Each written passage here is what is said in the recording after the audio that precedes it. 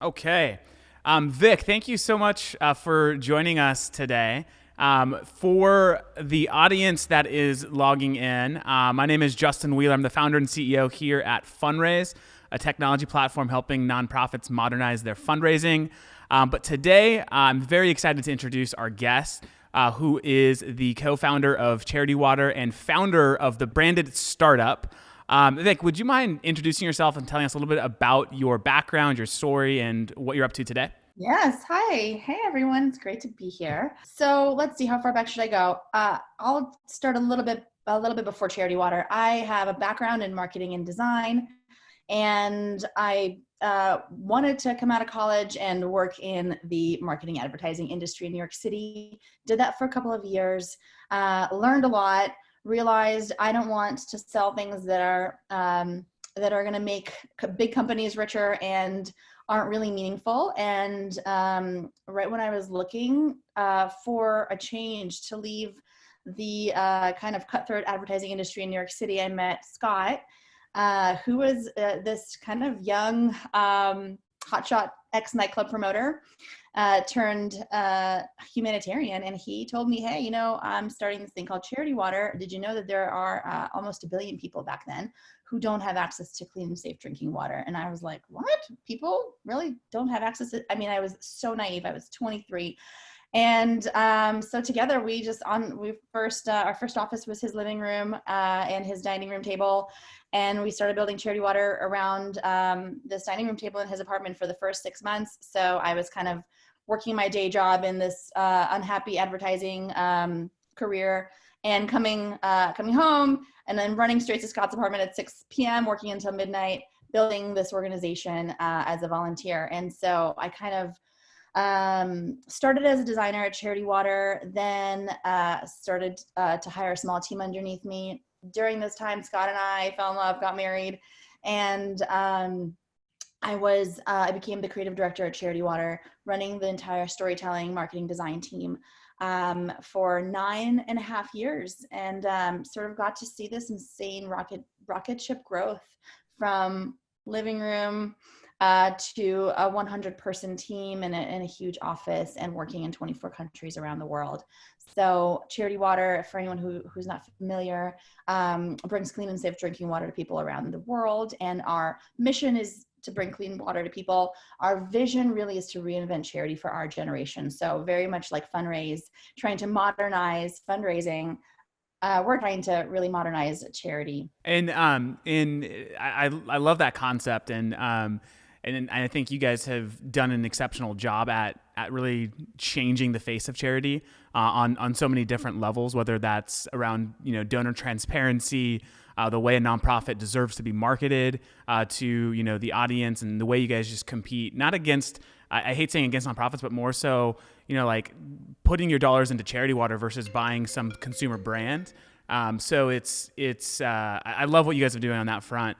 And I know you've been a big inspiration to charities around the world. I mean, we work with a lot, and the North Star is always Charity Water. So thank you for joining us. Tell us a little bit more about the branded startup and what you're doing with that company. Sure. So after I left Charity Water, I'd always had this desire to teach what we learned to on a massive scale. I wanted to show other organizations that there was a better way, that there was a way more fun way to run a charity that really worked like a startup, worked like a tech forward and brand forward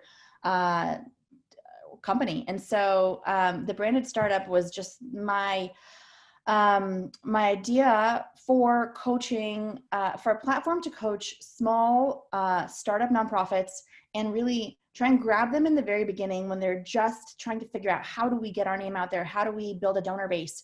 And really try and educate small startup nonprofits on the importance of marketing, communication, and first and foremost, branding and design.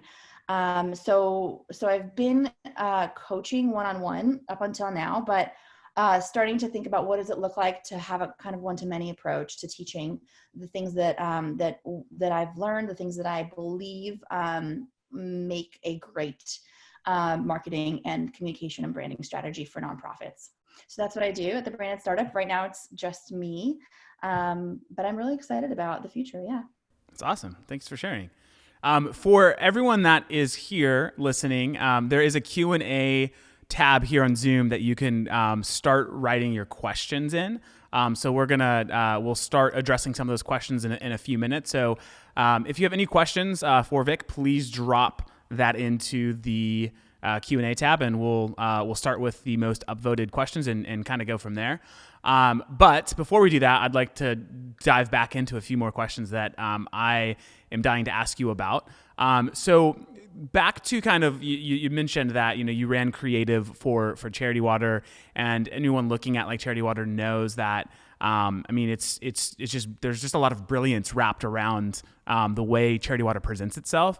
And so what drove that creativity? What drives your own creativity, and how can people tap into their more creative side as humans? Wow, that's an awesome question. I love it. I could write a whole book about that. First and foremost, I think it really does come from you, and you, whether you're the founder or the co-founder. So Scott and I we did a lot of like playing. We just dreamed a lot. And I remember reading this article. Fast Company had, I think it was like their 10th anniversary issue. It was a long time ago, but they named the most creative companies in the world, including Apple, Bearberry, Google, and Nike. And so, they defined that the most successful, kind of creatively successful brands in the world are categorized by a very specific relationship, which is the relationship between the founder and the creative director.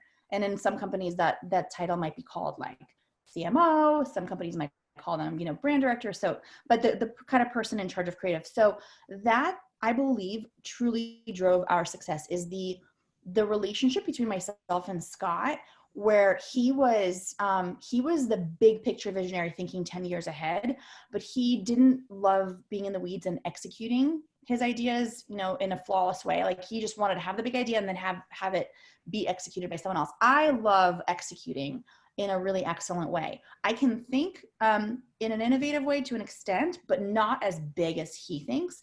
And so that relationship between us truly was, I think, at the core of what allowed Charity Water to kind of to never close a single door on any idea. Like, everything was up for grabs all the time. And then, of course, our team, obviously I think one of your first podcast episodes was with Tyler Reware from Charity Water. That's right. I joke around with Tyler because I sometimes say I made you. I hired him I think he was living in Seattle back at the time. I hired him, and he was kind of an entry-level employee at Charity Water first, and now he's amazing. So he's grown so much. But our team, we just never compromised on hiring the most talented folks. A lot of them did not come from the nonprofit space, so it was a little bit of an adjustment. But we really did invest more than most nonprofits in design and creative resources and talent. Yeah. Awesome. Thank you. And, the other thing I think, which is a part of the creativity and innovation that you guys have led, is just the way that you communicated, whether it was, with donors or, in the process of acquiring new donors, like online, just like the communication was always, it seemed like it was very well thought out, like at every kind of turn of the page, or the virtual page, that is.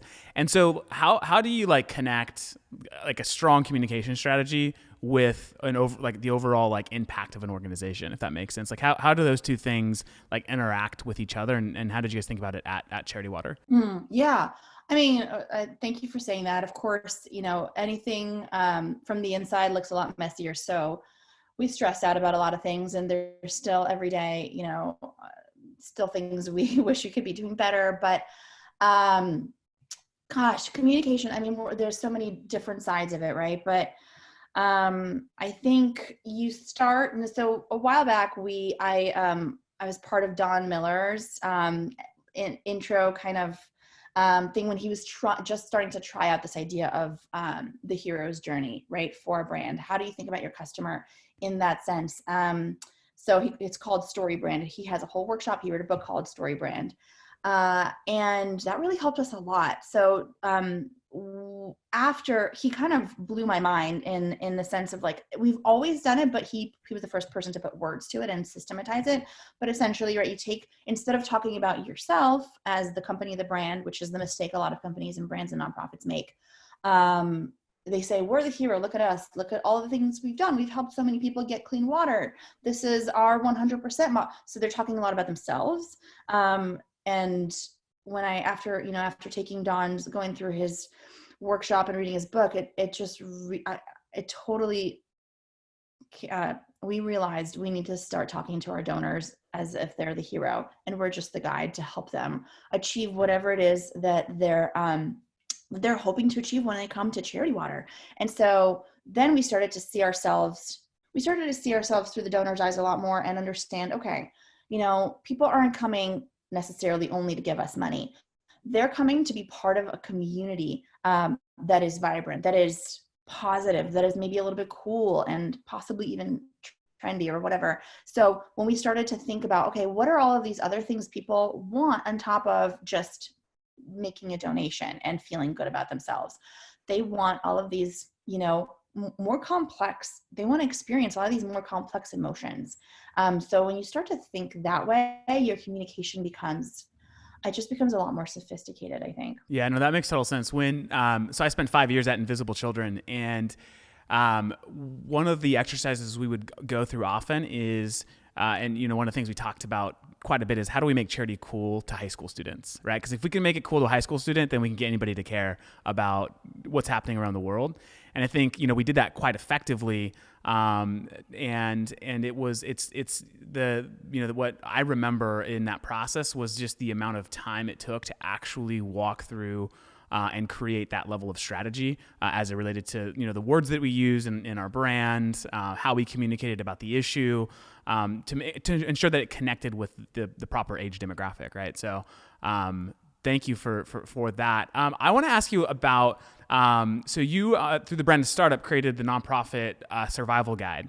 And I'd love to hear from your perspective in talking with your clients and other nonprofits, how are nonprofits surviving and weathering the storm? And what are some of the common challenges that you're seeing nonprofits face today? Well, let's just talk about the big one, which is so many nonprofits are still operating in an event-based revenue model, where they have one big gala or two big galas a year, and that is where the majority of their revenue comes from. Clearly, that's going to be a really hard pivot for a lot of people, but that is going to push people. Obviously we need to develop, every nonprofit needs to have a strong digital strategy by now anyway, but with COVID-19 and social distancing in place for potentially a really long time, right? This is going to be the defining year of whether, if your nonprofit can delve into the world of digital strategy and really own it and really develop your community digitally, you're going to survive. If you do not figure out how to do that or haven't by now, it's going to be a really, really tough year or possibly two. So I know. Speaking of years, I listened, was it 2 days ago, The Daily, when it talked about this whole concept of social distancing could be on and off for the next 2 to 3 years, right? Where like we go back out to society, and the virus peaks again, and everyone has to go back home. And so I love the point. It's not that just diversifying for this time that we're in, but diversifying for the long haul. And obviously, yeah, I was going to say, even when let's say coronavirus just happens to magically go away, no one's going to be angry that they developed an amazing digital and social media strategy. Like, you should have that by now anyway. Totally. Absolutely. So I'm going to jump over to some questions that the audience is asking. And there's some good ones here that I'd like to make sure we get through. So outside of asks, like, how often should donors be hearing from nonprofits at this time? So one of the ways we've promoted this Q&A was communicating through crisis. Like, how should organizations be communicating, with their donors, whether it's related to fundraising or just overall transparency, scenario planning with donors. How frequent from your perspective, do you think organizations should be communicating with their stakeholders? Yeah, that's a complicated and pretty, broad question, because it depends on your organization and it depends on which donor. So I sort of like to divide right now in this time, every nonprofit goes into three buckets. There is the frontline nonprofit. So if you are doing something that is helping on the front lines, right? Because that's all everyone is thinking about right now is our own country, our own people, and the suffering, the job loss that's going on here in America. If there is, or healthcare worker scenarios, but if there's something that your nonprofit can plug into, or if you can slightly pivot your mission to be able to help, in a real way, then you should be communicating, I think, around the clock.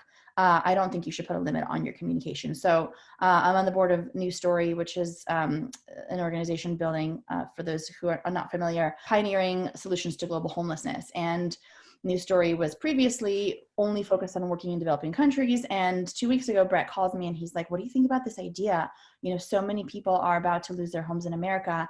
The ones who are not protected by an eviction moratorium, we would like to find an organization to partner with and start paying people's rent in America. And I was just like, yes, immediately. You need to, if you can pivot your mission now in a way that's still, on mission. If you're, a homelessness organization, don't start getting into food programs necessarily or water, but right, if there's something tangential, then you should be communicating around the clock. So then you go into all of the rest of the organizations who are not responding on the front lines right now. Those and Charity Water, I would put in that bucket right now. We're not doing anything directly related to COVID-19. So all of our focus, our whole communications team now is just focused on providing value for the rest of Americans who are stuck at home and are going crazy with their kids, for example, or are just finding it hard to connect. We're starting to think about how do we take the people who are in our community and perhaps do a book club to help people get involved with Charity Water by reading Scott's book, or how do we create, I think our team is already starting to, or maybe already released this, a workbook for kids that parents can go through with their kids that's related to water and using a lot of our resources that we've already created in the past, repurposing our videos, packaging them up for kids in a different way, just to sort of say, hey, parents, we know that you're stuck at home with your kids right now and it's really hard. Here's something you can do with them that's fun, educational, and it'll also help take them off your hands for a little bit. Watch 7 episodes of The Journey. So that's kind of the second bucket. And the third, really, if you don't have anything relevant right now, and this is a really acute time. I think in the next 2 months, a lot of nonprofits can go back to some version of their previous mission and communicating. I just think for this specific kind of 2-3 month period, when everybody wants to only talk about what's going on in our country right now with coronavirus, it would feel strange if all of a sudden Charity Water came out of nowhere and said, we're trying to raise $100,000 for this water project. Come help us. Everyone join us. I think you're actually potentially risking damaging your brand at this time if you're a little too tone deaf. So that's kind of my thought about communicating. Mm-hmm. I love the concept of adding value to, your supporters, your donors, the people following you, and making it relevant to, what you're doing. So in this case, information about water projects and coloring books and tying those things together and helping parents. That's something that donors will remember in 3 months or 4 months from now. They won't forget that. And it reminds me also of on World Water Day, your guys' quiz that you had sent out, right? Instead of asking people directly for funds, it was hey, we've got a matching donor. If you just take this quiz and, educate yourself on what's happening and share it, it's going to unlock however much money it unlocked. And that sort of creativity and during this time, I think, is imperative.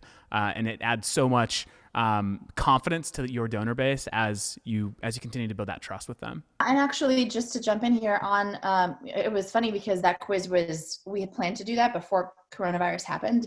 And when Scott asked me, he's like, yeah, we're going to release this quiz on World Water Day. What do you think? I'm like, I don't know if that's a good idea that we should be asking people to take a quiz. Just sounds so playful. And it was right in that really serious week where people were bracing for the biggest wave in New York City. And I thought, oh my gosh, this could be a really bad play, but we had committed previously. So it's good to hear that it worked. And I think we actually heard some good feedback as well. People said, we're so thankful that you didn't ask us for money because everyone is so right, uncertain with what's happening with their jobs at this moment. So it did work out well, even though it wasn't very planned. Yeah. Awesome. Okay. So what's the most effective communication type to build a stronger individual donor base? Email blasts, newsletter, personal calls, emails, Facebook, driving people to website, donate button. The list kind of goes on. So what have you found from a communication perspective to be the best type of method for building a strong individual donor base?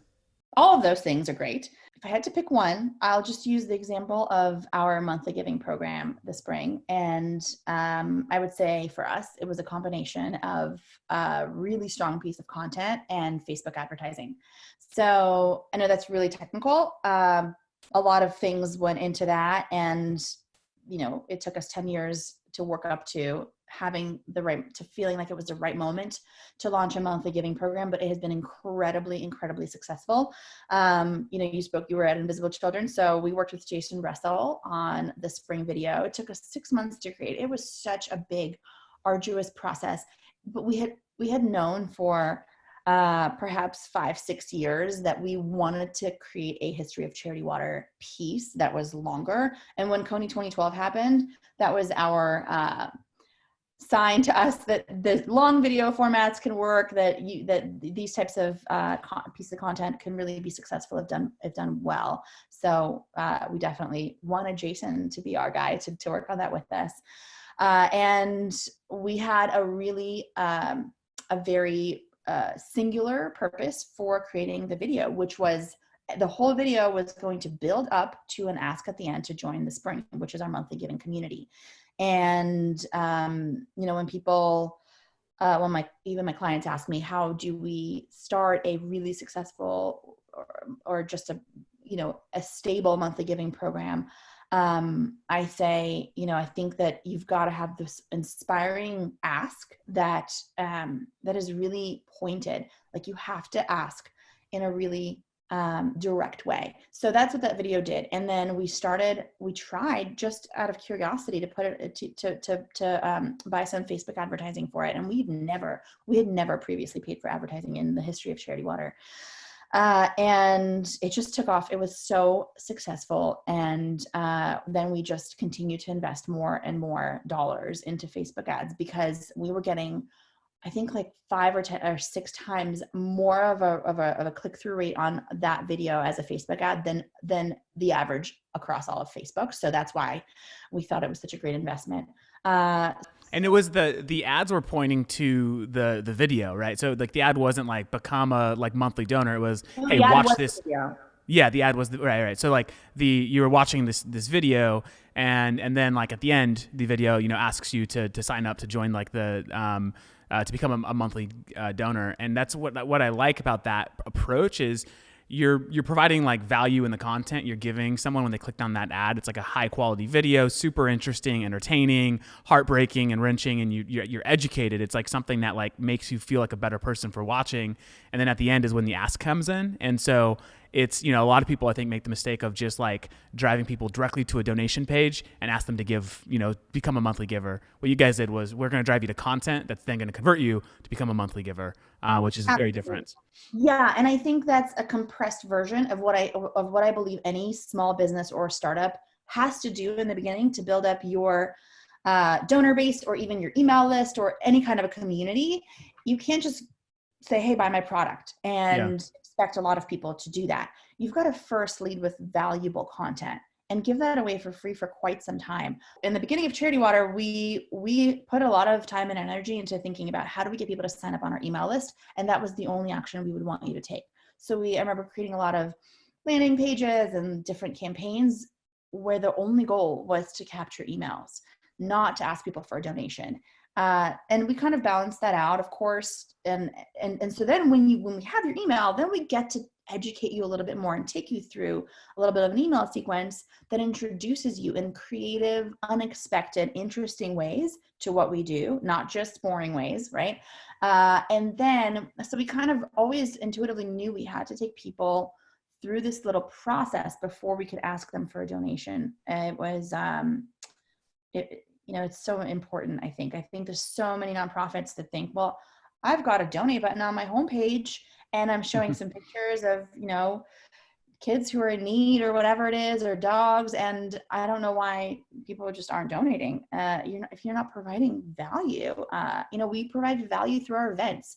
There's many years. I mean, I joke, now I'm advising everyone against betting on in-person events, but we definitely, over the last 14 years, so many new people came into the fold of Charity Water through our big gala that we do every year, and through many, many little dinners we do all throughout the year with our donors, where we ask them to invite their friends, who then get introduced to the story of. Yeah.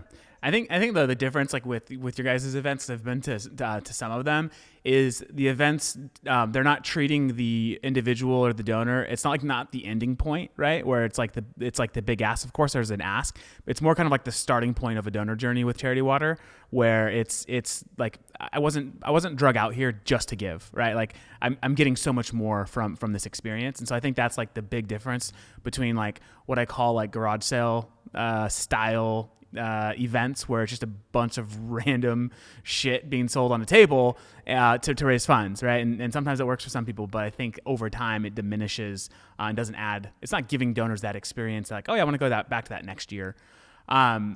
Okay, so we've got a couple other questions here. Well, lots of questions, but how does the world's changing age demographic inform your branding consultation to nonprofits? I think every demographic, every generation has different values. So I think it's really important for nonprofits to understand what is the demographic they want in their donor base. I think so many nonprofits, and we definitely did this at Charity Water, kind of still do, is we would say we want our donor profile is everyone. We want everyone. We want grandmas, we want little kids, and we actually did build our brand that way, which was hard. I think if you can define and shrink that demo and niche down a little bit more, you're going to just have more success. I think Sarah Lee talked about this. I was listening to your interview with her last week, right? This idea of a new story not being for everyone, right? Their boldness, their big ideas, the innovation. If that freaks you out, you're not their donor, they're okay with that. They recognize that that's part of their strategy. I think that's so important, is to not try to be everything for everyone. But when you kind of understand and define what is your target demo, do some research. I remember reading an article. I won't be able to list all the traits, but essentially this idea that, baby boomers have a certain list of values that is kind of a staple set of values that generation very much adhered to. And part of that was tradition and consistency and, I can't remember what other ones there were. It was very interesting because I was like, none of these values are what Gen X and Gen Z value. And so when you understand the values of each generation, you'll know how to speak to them in a much more specific way that resonates. Yeah, I think that's right on. I mean, when I was at Liberty North Korea, the natural assumption, and a lot of our donors asked, like, why aren't you guys doing more fundraising in South Korea? I mean, it's like the 11th largest economy in the world. It's, some of the major like tech brands are coming from Seoul. There's a ton of money in South Korea. But what people fail to understand is a lot of the population in South Korea grew up with, these bomb drills of North Korea, like the threat of North Korea dropping bombs on Seoul. And so kids would go under their desk. And so when they think of North Korea, they think of it as this highly political issue, not like a humanitarian sort of issue. So they look at things happening around the world and put a higher priority emphasis on that, not because South Koreans aren't generous. It's just that this is where is a much more compelling kind of issue for me. And so that background and context is always helpful in understanding like who are the people that we're talking to, who are the people that are going to actually be those donors for the organization. So I like that, the demographic background of understanding the context of each generation. What are some of the most effective digital strategies you have used to recognize donors for their generous support of nonprofit organizations? I would say it's more of a content strategy, but I really love the idea of personalizing thank yous. It's a simple idea, and but it's just not used as often as it should be. So again, not to use news story, but when they launched last week, they launched their monthly giving campaign for homelessness, or for families who are affected by coronavirus here in the U.S. I sign up, and the next, in an hour, I get like the receipt email, et cetera. And then in an hour, one of their team members emails me with a personalized video that she made, and she drew my name on a card that said Vik. And that was just, I think that somehow systematizing a video-based kind of thank you strategy for a specific group of donors. Let's say maybe it's not for everyone, but or some kind of a personal touch. I think is, and there's digital, of course, built into it because you need some digital tools. I think New Story uses loom.com, but the idea of, oh my gosh, I heard from an employee at this organization, and all of a sudden now I have a human face to put with the company.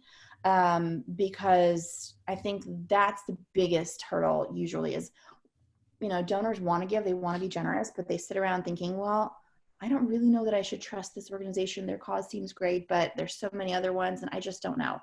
If there can be a personal connection to a human being within an organization, I think that immediately drops that level of doubt to significantly. Yeah, no, that's a really good point. I mean, there's a really great free tool too. It's called Vidyard. I think I've talked about this before, but it allows you to easily record a video from your computer.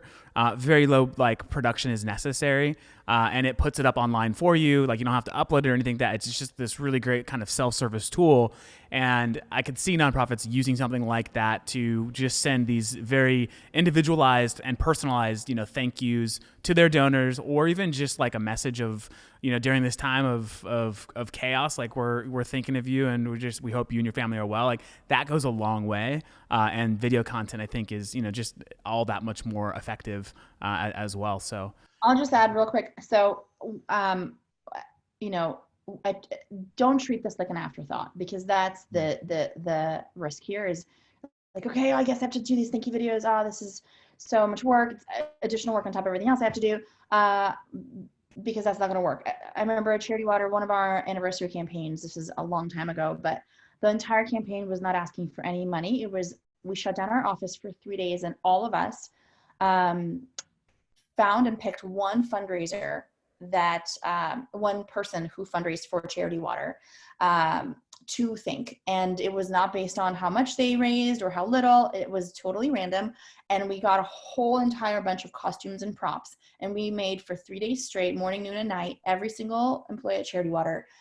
We got like cards, we made a whole system. So, I got a donor who biked across America. So my video was me in a bike helmet on a bike, thanking this fundraiser for doing what he did. And then we released all the videos in a YouTube channel on the day of the launch. So it was 250 thank you videos, and that was the entire campaign. So, put some energy into it. I think that's really important. That's awesome. Yeah.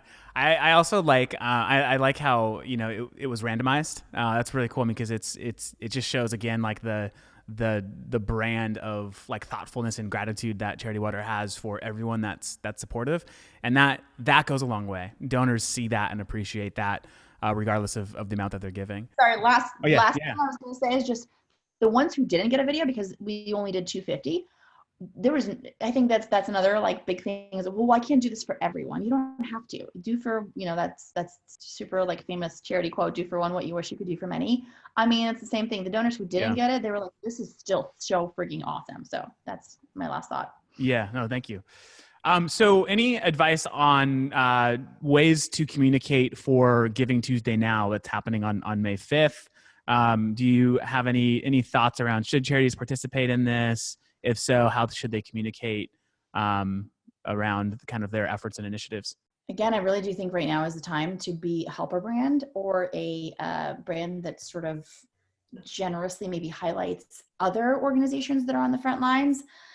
I do think that's probably going to be the best strategy. And also, I think that there's another thing we hadn't talked about, which is we can still allow our most loyal donors to play the hero. So maybe you're not participating in Giving Tuesday in a public way, but maybe on that day you are actually calling or thanking all your donors, or calling your donors and telling them what you really need to stay afloat if that's really a big issue, right, for you. But doing it in a way that's one-on-one, that's really personal. I think we really got to be careful with being tone deaf at this moment. But if you do have, which I know a lot of nonprofits, are feeling really scared and in trouble right now. I think the other strategy that can really work is finding those most loyal supporters who've been with you up until now and letting them be the hero, letting them step up and asking them directly, like, this is our need. We really need your help. But instead of doing that on a massive way where you're asking everybody and sort of muddying the conversation that's going on, I think doing it personally might be a good way to go. Makes sense. So you talked a lot about content, and so this is kind of on the other side of content, or at least like, okay, so you create all this amazing stuff, but like, how do you get people to actually look at it? So do you have any practical, like tactical advice on like, and if so, like, how did Charity Water acquire email addresses to whether it was through obviously donors and so forth, but like, did you guys have any like magic, any secret sauce that you use to develop and grow your email base? Yes. So a lot, it really was a lot of different things. And I wish it was not the answer. It's probably not the greatest answer that people are looking for, but it's true that it was just a lot of activity. And so when I think about it that way, the most important thing for growing an organization and scaling it is never losing momentum. Momentum is literally the most precious thing that you've got to keep focused on. And for someone like, so Scott, my husband, founder of Charity Water, he's a human with an insane amount of energy, full stop. Like, he was born causing trouble. And so that really, the momentum came so naturally to him. He couldn't stop. Like, from the first day of starting Charity Water, it was a snowball effect of, okay, we just did this event. It's time to start thinking about the one in the next 2 weeks. Okay, before that's even finished, time to start thinking about this party we're planning. And now time to start launching our campaign. And now time to do a live drill for September. And then how are we thinking about the holidays? Okay, what are we thinking for World Water Day? And we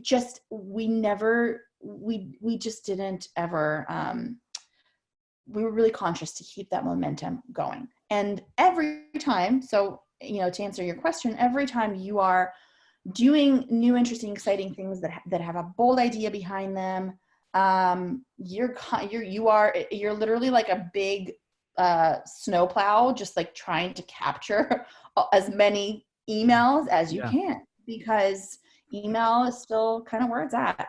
On top of that, we got, Scott's pretty good at staying on the cutting edge of technology and whatever, and everything else. And so business trends, et cetera. So when Twitter was a 50-person organization, he weaseled his way into their staff meeting and said, can I please speak at Twitter? Can I speak at your company?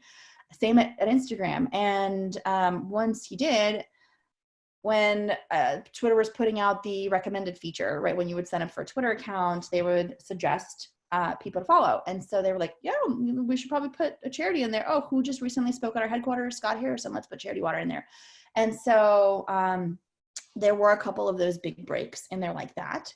And I think, again, that goes, speaks to that momentum, and constantly working your connections, working that network is probably second most important thing after momentum. Awesome. Thank you for sharing that. Okay, so what are some creative ways that you have used in the past, or ways that you would advise clients today on creative ways for organizations to learn more about their donors, like their age, hobbies, etc., so that they can engage in a more personal way? Ooh, man, these questions. I'm getting so good questions. I like it. Let's see. How have we learned about our donors? I mean, I don't know how I feel about surveys and things like that. I think it's a lot of, unfortunately, I don't think there's a really easy sort of, set it and forget it approach, I would say.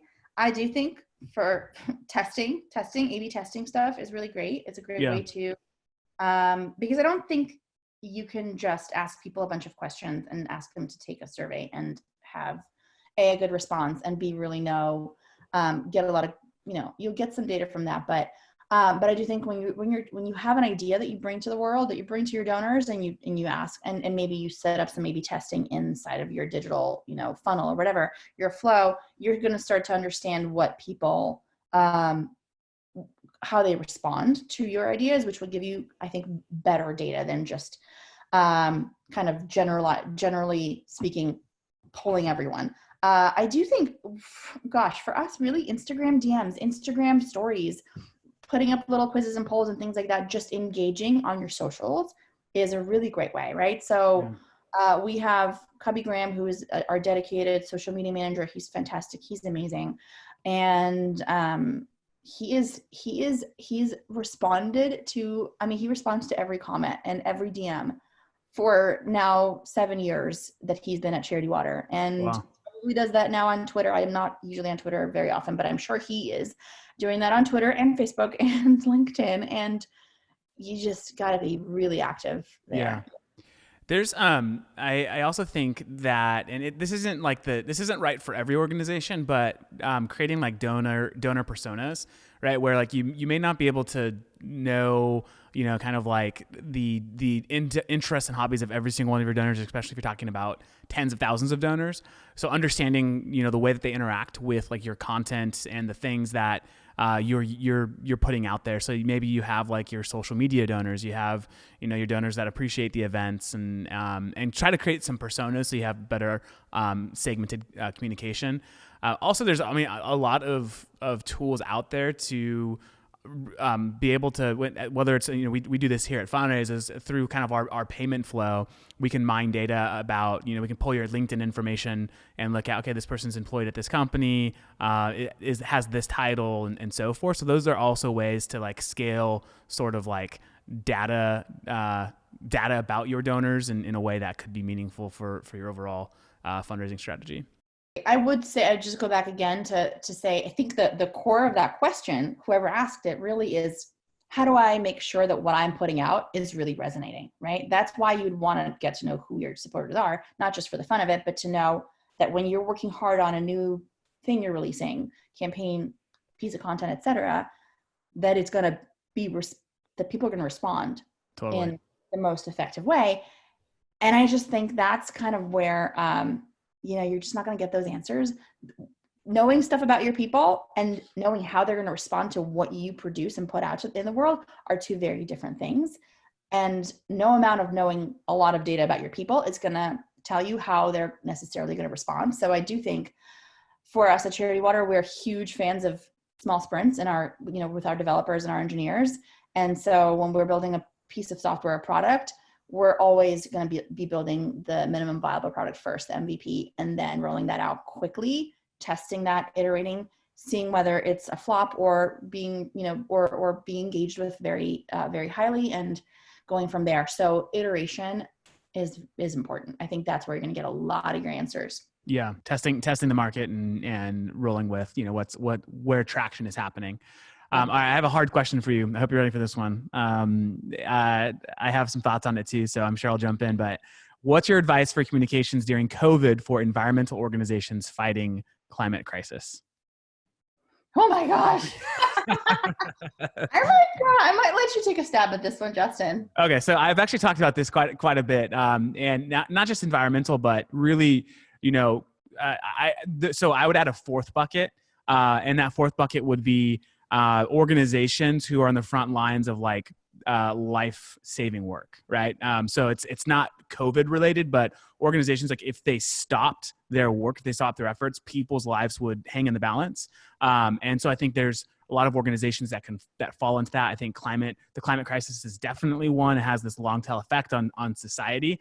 So I think that it's all about finding the right ways and channels and understanding how your donors are being impacted from COVID and segmenting communication so that during this time, your audience might be smaller, but your mission still has to continue because it's part of making the world better, saving more lives, et cetera, et cetera. So my advice would be more thoughtful in your communication. Don't spray and pray your communication at this point. Like, be very thoughtful, be very intentional, but still push forward, heads down on your mission. So that's kind of my high level thoughts on that.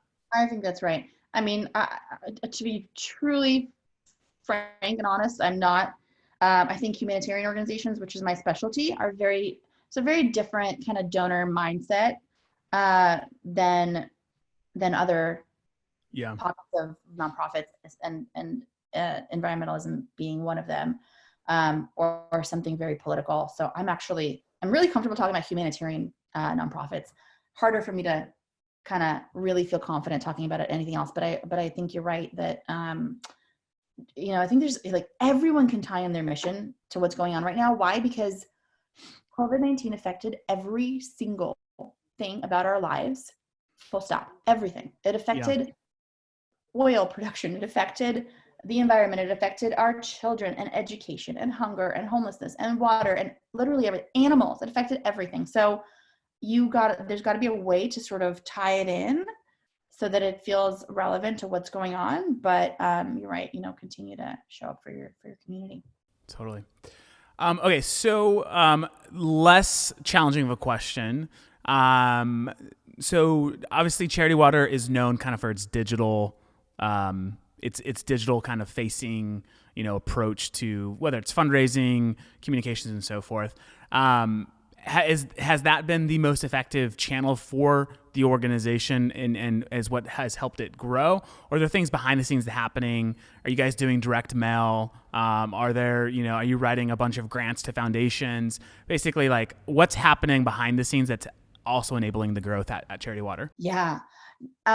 So we, as many people probably know, we've got this split where we have the public's donations, and then we have our supporters who fund our operating costs, enabling this 100% model that we have.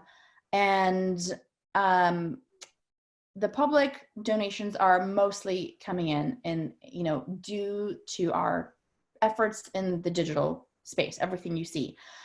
On the smaller group, which are we call them our well members, but they're 100 and some plus 20 families, I believe, who fund our operating costs. Those are very personal efforts. So those are a lot of dinners in people's homes where we ask them to invite their community, their friends in their town to come hear Scott speak. Usually he's usually there.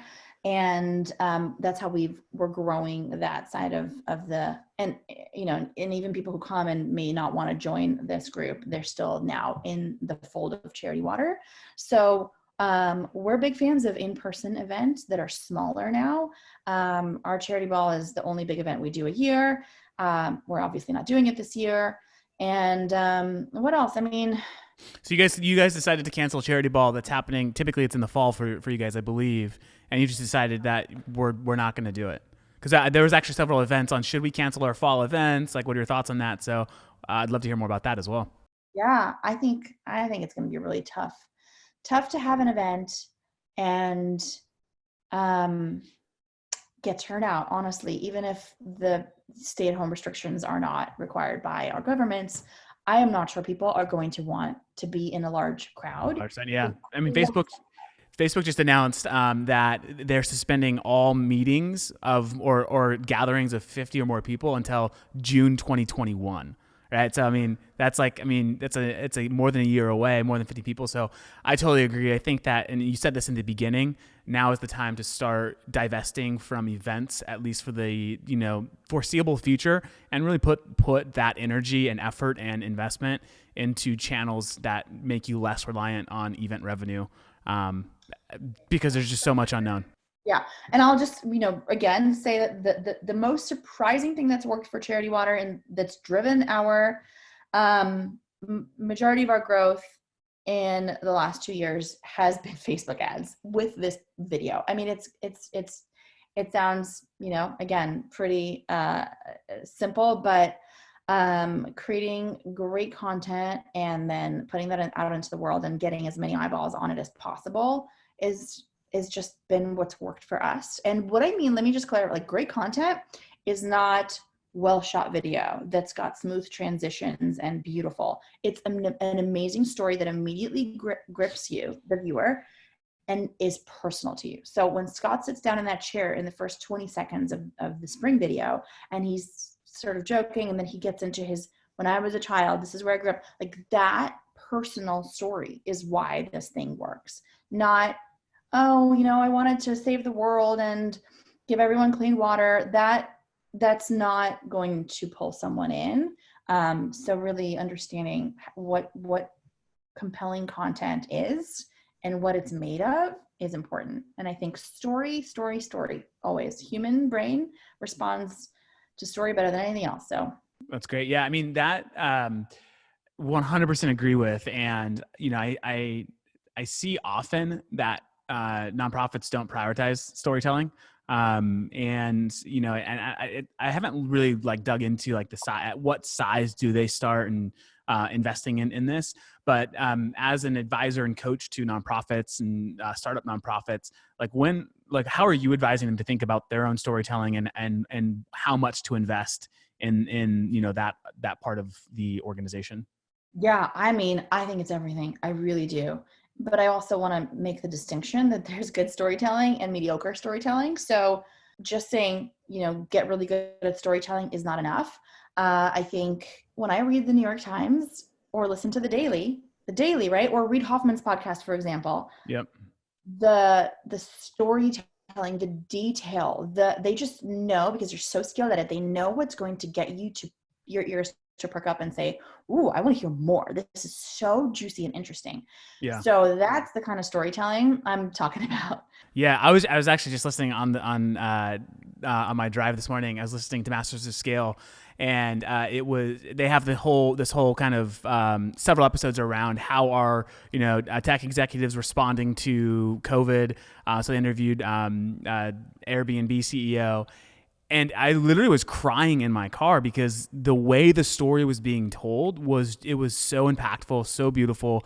I slacked it over to our executive channel and I said, hey, I want everyone to listen and watch this because it had, check it out. I mean, because it basically, like, he walked through like, hey, this, like, who are all your stakeholders, and this is how you should be communicating with them and making sure you're taking care of them during this time. And it wasn't just investors; it was the Airbnb community. So it was just a wide variety of things, and it was just like, it was so thoughtful. The way it was told was very engaging. There is a huge difference between mediocre and high quality storytelling, and the difference between the two makes really, or the gap or the delta between those two makes all the difference. And the number one thing, hands down, I think that makes a great story is detail. Great amount of detail that is like really, really granular, right? You want to know, like, what did that person's shirt feel like, or what did it smell like in that room? That's what makes great storytelling. Awesome. Well, thank you, Vik, so much for joining us today. We are right about at time, and so we're gonna cut off the Q&A there. What's the best way for individuals to get in touch with you if they're interested in talking further? Yeah. So you can follow me at Vik Harrison, VIK Harrison, all one word, on Instagram. That's kind of where I hang out the most, and thebrandedstartup.com. I'm actually working on a follow-up to the Nonprofit Survival Guide, which is going to talk about how to transition from an events-based revenue strategy for nonprofits to a digital one that includes a great monthly giving program. So stay tuned for that. Awesome. Yeah, we'd love to promote that. That sounds like it's going to be some solid content. So we'd love to promote it. We'll also link the website with a follow-up to everyone that registered for today's event. So again, thank you so much for your time and have a wonderful rest of your week. Thank you so much. I'll see you later. Thanks everyone for joining. Have a good one.